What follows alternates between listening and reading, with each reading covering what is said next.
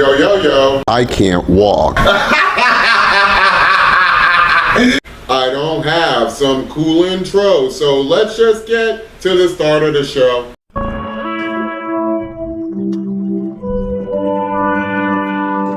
Joe Rogan hosts the most famous podcast in the world with 11 million listeners. Recently, the White House tried to cancel him for allegedly spreading misinformation about COVID, but Spotify said, "We do not believe in silencing Joe Rogan because he makes us money.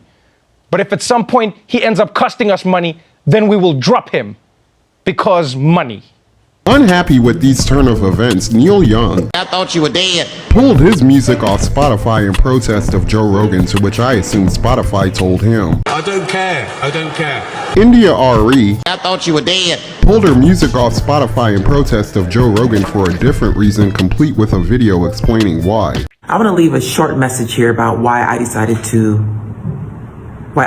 to ask my music be pulled off of Spotify. Spotify is built on the back of the music streaming.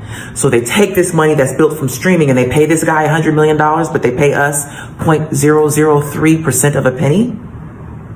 Just take me off. I don't want to generate money that pays this. This is why. Watch this.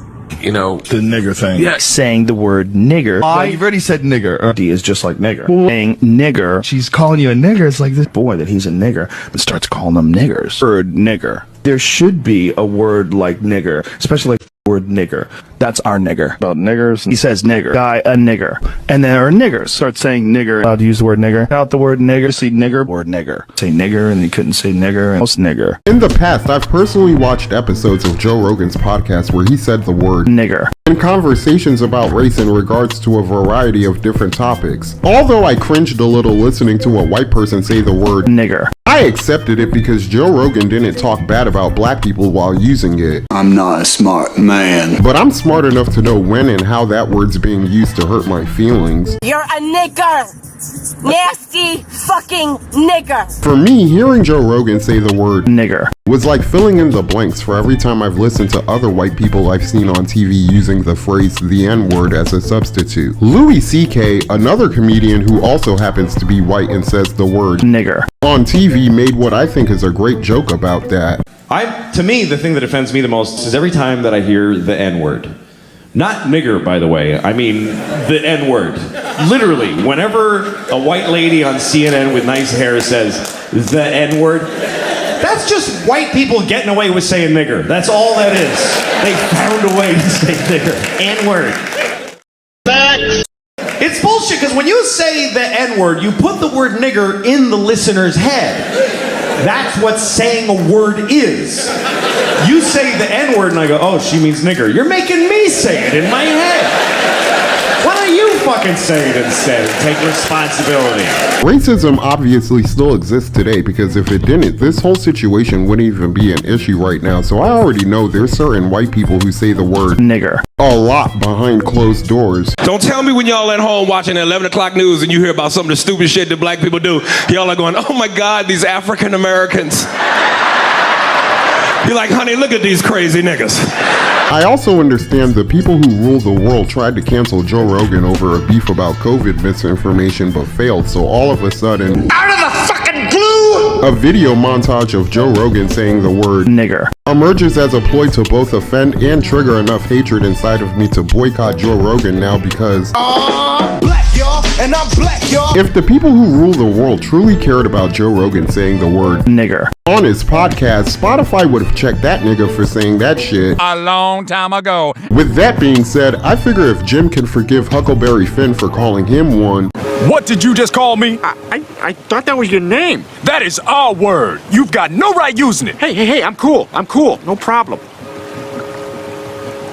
Could you pass me the N-word, Jim? Thank you. Then I can accept Joe Rogan's apology for his use of the word nigger as well, and if you got a problem with that, you can go fuck yourself. However, I do unfortunately have a problem with another clip from the archives of Joe Rogan's podcast. So I go, you gotta go to one where there's Planet of the Apes, man. We're gonna go see Planet of the Apes. So I look on the iPhone app, and it says, okay, take me to this one. And the guy goes, okay. I go, is that in a good neighborhood? He's like, oh, yeah. Guy barely speaks English. He takes us there. We get out, and we're giggling. Oh, we're gonna go see Planet of the Apes. We walk into Planet of the Apes. We walked into Africa, dude. Tell me he didn't just say that. We walked in the door and there was no white people. There was no white people. Apparently, I missed this episode of the Joe Rogan podcast. At least I now know who Joe Rogan's specifically talking to when I hear, "Hello, freak bitches." From now on. I did not, nor would I ever say that black people are apes, but it sure fucking sounded like that. You think? One of the many things about racism against black people that I hate the most is when white people compare us to apes, gorillas, monkeys, baboons, chimps, orangutans, chimpanzees, or any other members of the primate family I forgot to fucking mention. Why? Because every white person I've encountered in my life who referred to black people as apes have made me believe that they really think we're lesser beings than them that throw feces at each other when no one's looking. That's so very, very sad.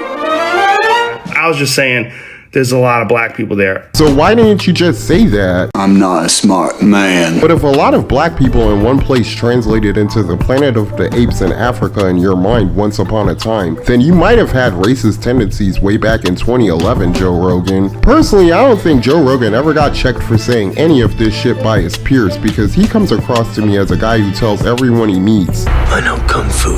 Now, Joe Rogan may not think black people are apes anymore because I believe people can change their opinion on things in over a decade's time. If I can change, and you can change, everybody can change! But I need to hear an in-depth story about when, how, why, and what sparked that change as confirmation that it ever even happened. Amen! Now, I understand that Joe Rogan referring to black people as apes may just be water under the bridge for a lot of people after he said, But then I went on to talk about what a positive experience it was and how much fun it was to go to see this movie in a black neighborhood. It wasn't a racist story, but it sounded terrible. It's a fucking idiotic thing to say.